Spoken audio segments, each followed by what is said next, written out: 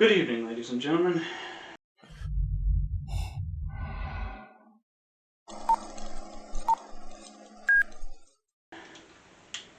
It has certainly been a while, folks.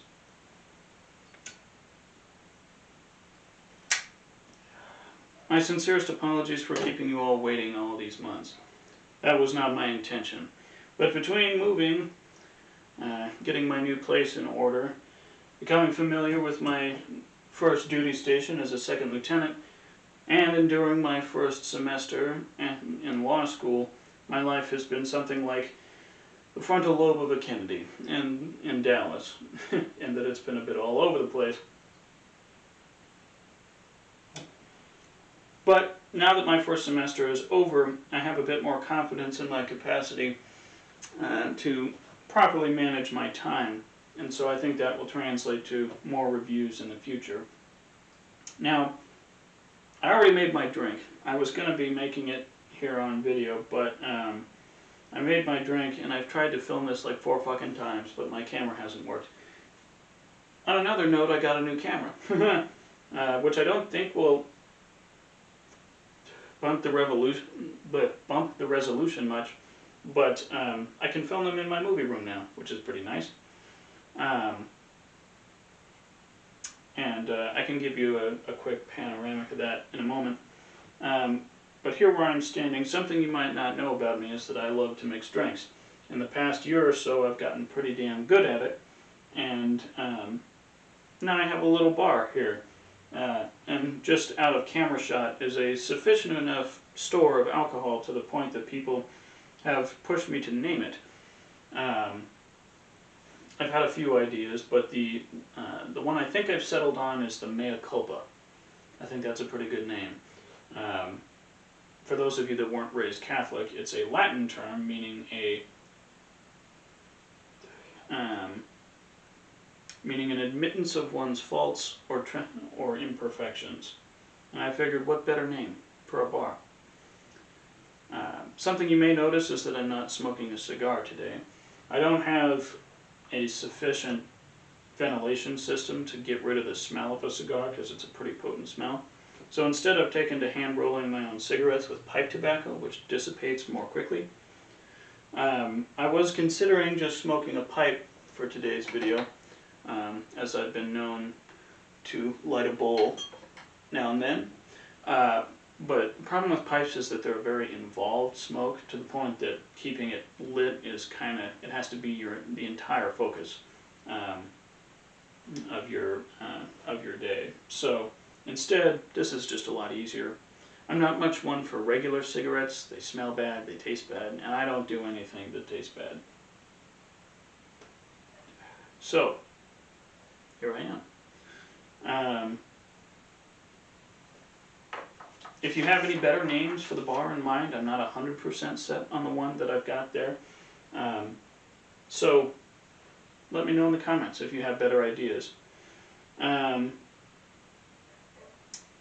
now I know I'm a bit late to the game with input on Barbie and Oppenheimer, because my opinion is about 6 months out of date. But for those of you that are behind the curve, I'm hoping that the words that follow will help you in your investment of precious time.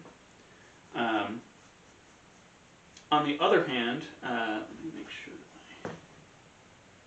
that the mic is on. Just wanted to make sure I made that mistake before. Today I made myself a dirty martini, because I figure it sort of fits with the vague mid-20th century theme of today's movies. And this drink stokes nostalgia for the age of the greatest generation, right? Where people weren't addicted to their phones like you darn millennials, but were instead violent alcoholics that beat their children with wooden spoons and cured headaches with thinly veiled heroin and lobotomies.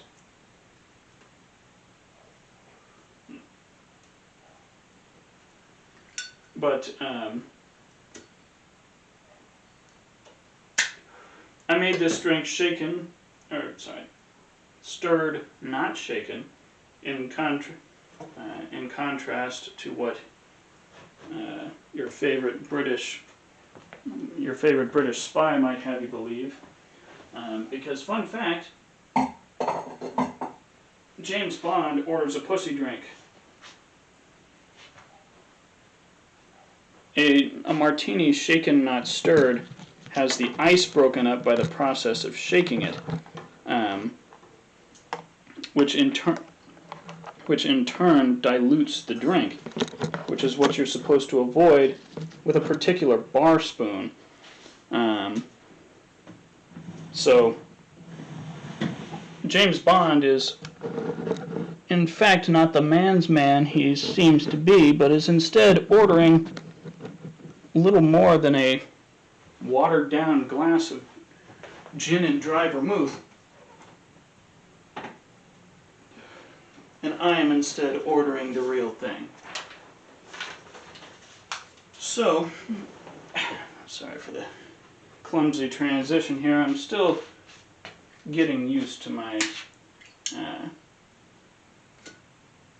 new camera, so bear with me here. Dang it. What, damn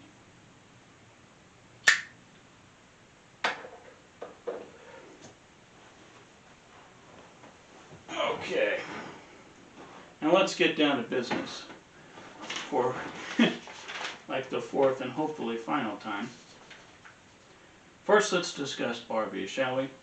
Now, as a straight white guy sitting down in the theater for this movie, sort of felt like walking into a police station with an "all cops are bad" bumper sticker across my forehead, an unregistered firearm in one hand, and a kilo of uncut Colombian in the other. I feared that at any moment an unseen sniper might take my head off for the mere act of seeing this movie.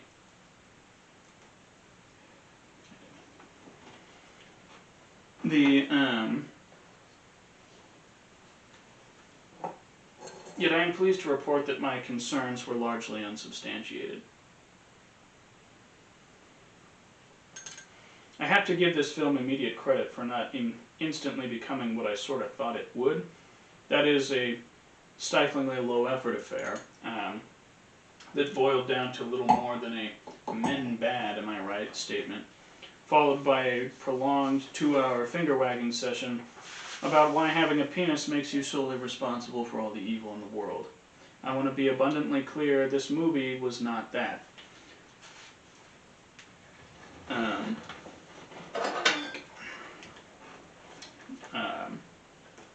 The general vibe I spoke of earlier is simply the unavoidable consequence of a genuine conversation about systematic misogyny.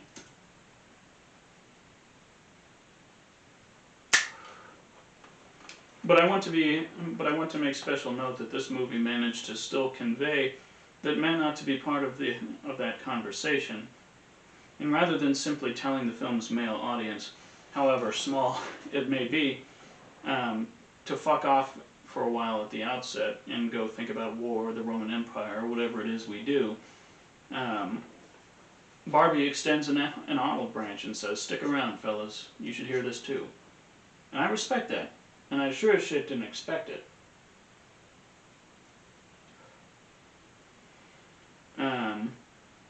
The Achilles heel of the whole affair, though, in my view, remains that all of this tense political discussion about hundreds of years of oppression is at the end of the day wrapped in a Barbie movie. The base theme is that being a woman is a monumentally challenging task, which is, of course, an exceedingly accurate and perfectly valid message to espouse. The only issue is that the core concept, however solid, gets a bit lost in the noise. The movie's overall presentation is so bizarre that it can be difficult to discern the finer points it's actually trying to make. Most of the audience's brainpower will be dedicated to following a largely bewildering plotline, rather than paying careful attention to the meat of the film's ideas, whose clarity might have been aided by cutting of the collective bullshit.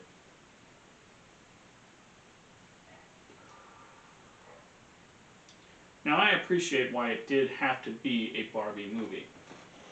This particular cornerstone in the lives of millions of women,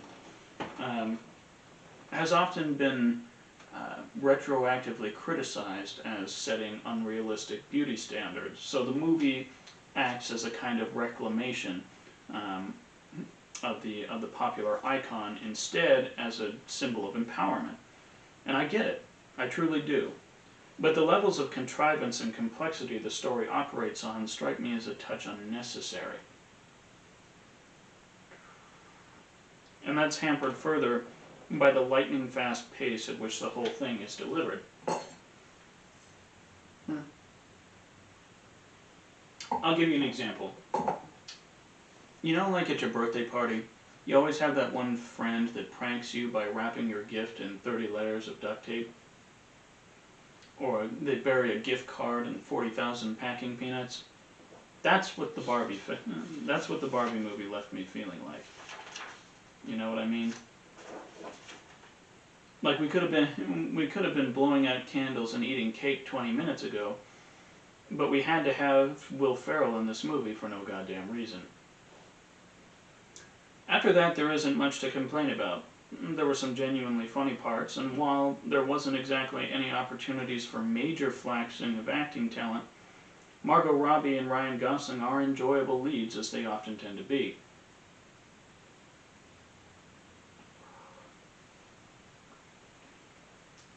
In the end, this is a movie that's important more for what it represents than for the quality of the product itself. Greta Gerwig is an incredible director who has proven herself to be immensely talented years ago with titles like Lady Bird and Frances Ha. But now she has officially made history. This movie is the highest grossing film by a female director, period, in history. And that excites me to see. That's the system actually functioning properly as it does once in a blue moon. Industry prejudice being overcome by sheer, unfiltered consumer demand.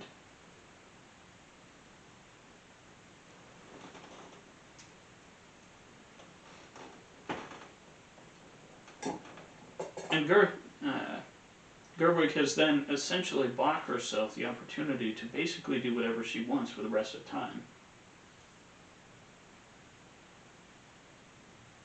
And I can't wait to see what she does next. I give this one a solid 6.75 out of 10. A bit messy in execution, but indicative of a hopeful industry trend, like the Afghanistan pullout or the death of Henry Kissinger. Now on to Oppenheimer, shall we? Christopher Nolan is a goddamn hero in my book. In this age of Disney creative teams sacrificing one big-budget disaster after another to the gaping maw of Kathleen Kennedy and her crusade to piss on Star Wars and every other franchise we once held dear, it's nice to know that somebody out there is still plumbing the depths of slow-paced character dramas. As explained by the name, the film covers the scientific career of J. Robert Oppenheimer, from his education in the ways of quantum theory to his creation of the atomic bomb and the aftermath thereof. Now, there are plenty of film snobs out there that have claimed the only way to watch this movie is on 70mm IMAX, which I did, but the visuals of this movie are the foam on the delicious pint of Guinness. Nice to have, sure, but not what you're there for. And I have done over the past several years as well, I've done my very best to sing the praises of Cillian Murphy. Peaky Blinders, the show he is arguably known for before this movie, will undoubtedly get its own review at some point. But until then, he absolutely crushed it in this movie. Portraying the neurotic, flighty genius that was pushed by circumstance inch by inch to the achievement that would truly make him the destroyer of worlds. The somber weight of what he unleashed on the world is so palpable in Murphy's performance that I struggle even to describe it. Robert Downey Jr. also did incredible work, to the point that I will personally burn down the Academy if they don't give him the award for Best Actor in a supporting role. The whole film is also bound neatly together by extraordinary writing. Robert Downey Jr.'s monologue towards the end of the movie is one of the finest I've seen in a very long time. And there hasn't been anything in this year's release calendar that has been able to touch it in my view. Perhaps most shockingly to me, however, was the magnificence of the soundtrack. It was gorgeous and exhilarating and sad when it needed to be.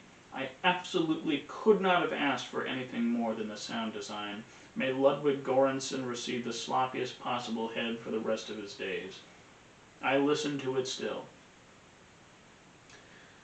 If I were to manage a specific criticism, I would say that the final act of the film might have come across as a touch bloated. After the bomb is dropped, the plot does a sort of meanwhile in a different movie cut into a prolonged courtroom interrogation drama. And while this was undeniably important for the sense of bureaucratic dread and to portray Oppenheimer himself as the unsuspecting scapegoat for political backstabbing, it does get a bit dry after the audience just got off the whole father of the bomb roller coaster. Furthermore, this is more of a viewer's tip than a criticism, really. But I would recommend that everybody see this movie at least twice. The early chronology of the film can be a bit confusing for those that watch it for the first time, but that confusion dissipates with the context of a second viewing. Other than that, though, it was tied off with a spectacular ending that gives me goosebumps without fail, and I saw it 3 times in theaters. Giving this one a solid 8.5 out of 10 shows us that if you give genuine creatives the resources to do what they want, the results will surpass anything that a boardroom of executives could ever hope to muster. And that's all from me, folks. I won't have my computer with me for the next couple of weeks, but when I return from the holidays, I have quite the list of titles yet to cover. I intend to do one on Killers of the Flower Moon. I'd really like to cover Asteroid City, the more recent full-length movie from Wes Anderson. I was even thinking about doing a few, maybe like a combo video on those little short films he released on Netflix. But other than that, have an excellent rest of your day. Have a Merry Christmas, a Happy Hanukkah, and a Happy New Year. Thank you for watching.